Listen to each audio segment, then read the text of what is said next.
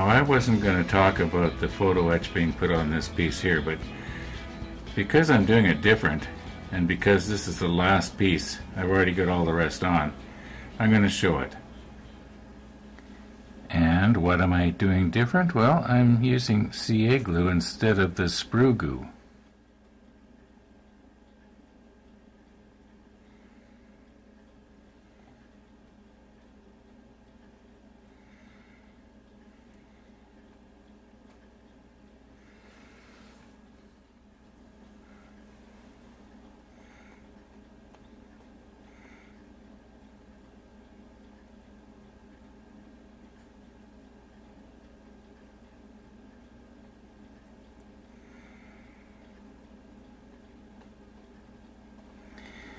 Now, one thing I was noticing when I was looking at yesterday's video, I found that if I had have stopped poking as soon as I set something down, I would have been way better off.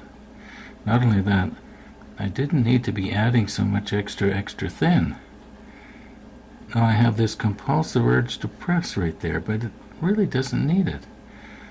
You know, you can see at the top there where the CA glue has sort of wicked its way up through the little holes. Maybe not here. Maybe not this one.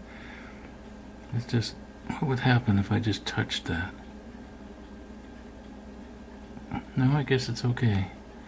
Anyway, let's leave well enough alone here.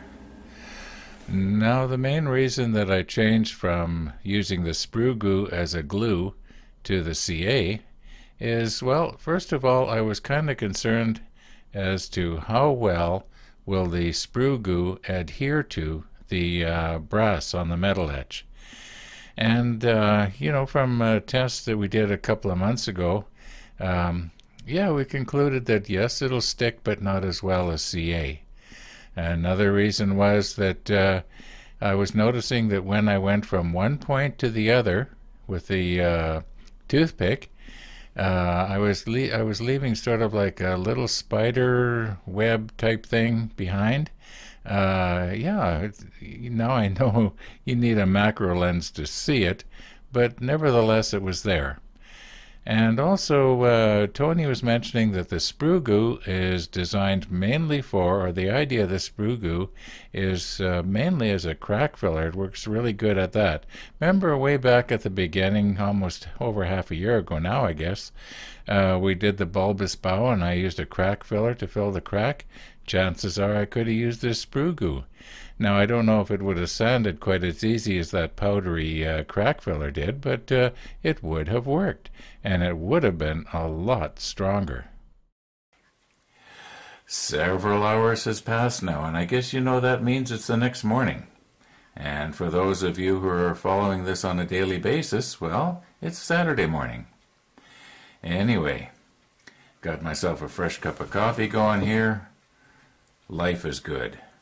Noticing that the kids across the street made a snowman, and the reason I can see that so clear is because the snow melted off my window overnight.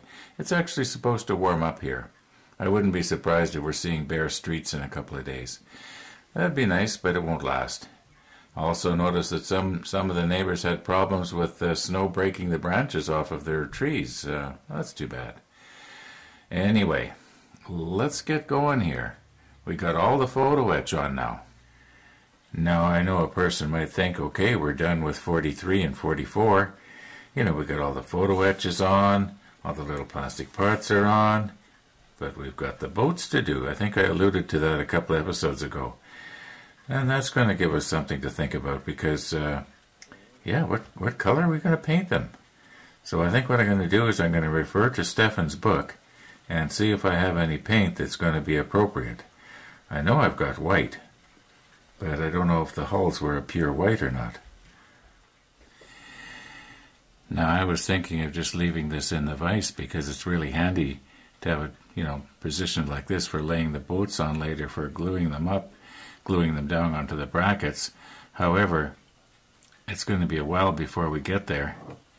So, I think it'd be a good idea to just, you know, take that out so I don't accidentally bump it and break it off. In fact, I really don't need the vise actually right now for a while. couple of minutes ago I was going to pick this up and put it in this tin.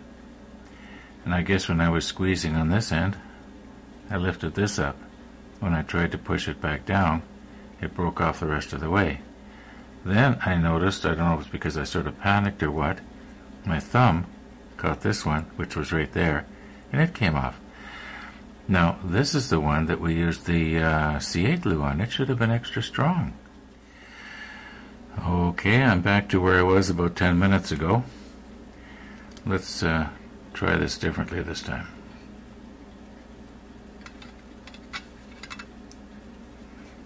Yeah. Now I realize that some of my good ideas, you might say, are questionable at best. However, this really is a good idea, and glad I thought of it.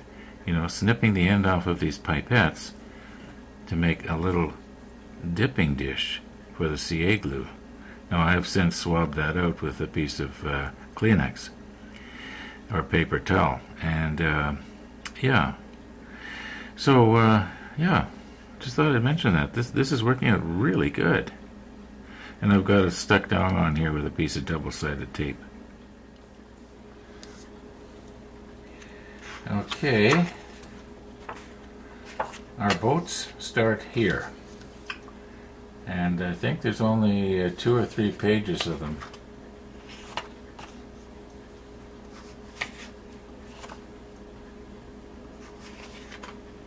Alright, 8 pages.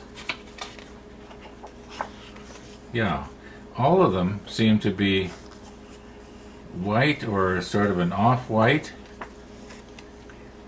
And the bottom, I do believe one of the viewers actually told me what color that was, and I've forgotten. However, these are our different paints that we've got now on hand. And obviously we've got all kinds of white, and we can always sort of tone it down with something else. Now, this bottom here, it almost has a tinge of green to it. Now maybe it's my imagination. Now I've deliberately overexposed this a little bit, so maybe the color will come out as to what it is. I'm not seeing green on the monitor right now, so maybe it was just my imagination. Maybe it's a dark gray. Well, dark gray we got. Now as for the deck portion, yeah, it looks like some sort of a, I don't know, maybe it was mahogany in its day, I don't know. Could have been, I don't know, it's obviously wood. It might have been painted, but I got a feeling it might have been varnished, you know. It kind of looks like mahogany to me, but who knows? Okay, once again we're sort of overexposing it here to get the idea. Yeah, that looks like varnished wood of some kind. Once again, I think it was probably mahogany. Or it might have been cedar, who knows? Okay, here we are. We've got a photograph taken, an actual photograph of when the Bismarck was brand new. And this was September of 1940. And if you look closely here, it does appear that these boats were painted white. I'll move in and I'll, you know, get nice and close. I found another picture that shows the boats, and it does look white. But you know, I was looking at this a moment ago, and you can see in the background there, just above my finger, there's a house there, and you can see the roof of a big house there. I wonder if those houses are still there. Because this would have been, what, 80 years ago or something? Less than 80 years ago?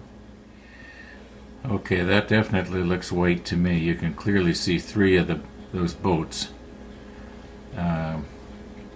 Yeah. Now page ahead here. Okay, here it is. Looks like white to me. That looks like white. If you compare it to, you know, other things that probably were white. Now on the other hand, the side of that turret there, that wouldn't have been white. So let's say it was white. Some of you will have noticed this little piece of 16 millimeter movie film taped to this microscope slide, and some of you will know what it is and some won't. And what I want to do yet this afternoon is I want to digitize the first 3 or 4 feet of a movie film reel that I've got. And so I want to do that yet this afternoon. Now I know that I do have time to work more on the model. It's only just a little after 12 here in Winnipeg. However, I do want to work on this as well. So it's part of another project, sort of a semi-private thing. However, if you happen to see it on YouTube, well, that's fine. You can even comment on it. It doesn't bother me. Anyway, thanks for watching, and all being well, we'll see you tomorrow.